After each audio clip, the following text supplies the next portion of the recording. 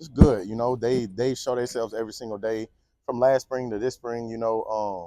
Going into this fall camp, they take advantage of every opportunity. You know, the mindset they come in with every single day.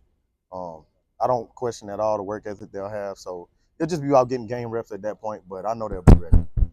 How important is it for those younger guys in the running back room to develop kind of an exponential rate to be able to give you guys depth behind you and Cam?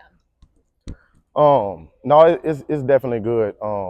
Getting those reps in fall camp. I mean, that's important. All those coach does a good job with delegating those reps, but that's the closest they're gonna get to, game day. But we do a good job. Coach Hyper does a good job, just making sure everything is like game day, and we practice with that intensity. So, they take the attention to detail well every single day. So I have no doubt in my mind, like I said, that they're gonna show that on the field. What do they need to demonstrate in camp to say that they're ready? Because I mean, they're sort of taking over the role that you have. What do they need to show in camp? Just basically that they could operate without coaches being out there. Um, more than operate, but be kind of a game changer. Go in there, know their assignment, know to get lined up. Um, and then coach likes to say you could tell how you are when you're in the game if the energy flows, the energy changes. So if they're in the game and offense moving good, tempo's moving good, things like that, all indicators. How does the whole offense play when you're in the game? So it's just being detailed, being mature, no matter how old you are, and going out there and attacking every single day. Last year the snaps were split. They weren't in thirds, but they were pretty close to that. Is that when y'all are at your best? Like, should it be divided in that way this year, or should it be a lot of you and a little of somebody else? That's not my call.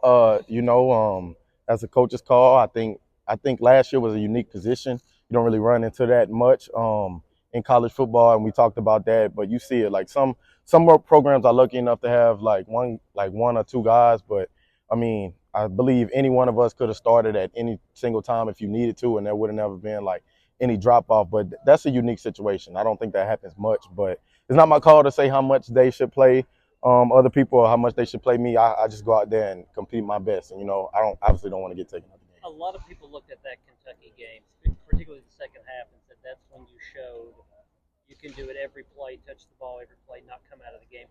Did it show that to you, or did you already know you could do that? I knew that. I knew that before. I had that confidence in myself starting the season. I just told myself I'd be ready for every single opportunity that was given to me, every single play, every moment. So I think it showed a lot of other people, but something that I already knew. I just needed the plan and the platform. What areas of your game did you focus on this offseason? Route running, doing more out of the slot.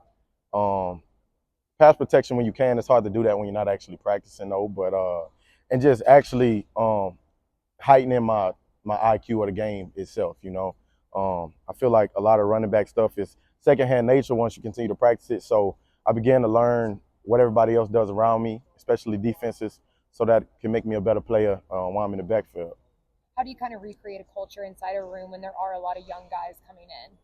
You take the culture that's already been established by Coach Height, the overall culture, and then, what I'm saying, obviously since I've been a part of it, that 22-year, great year.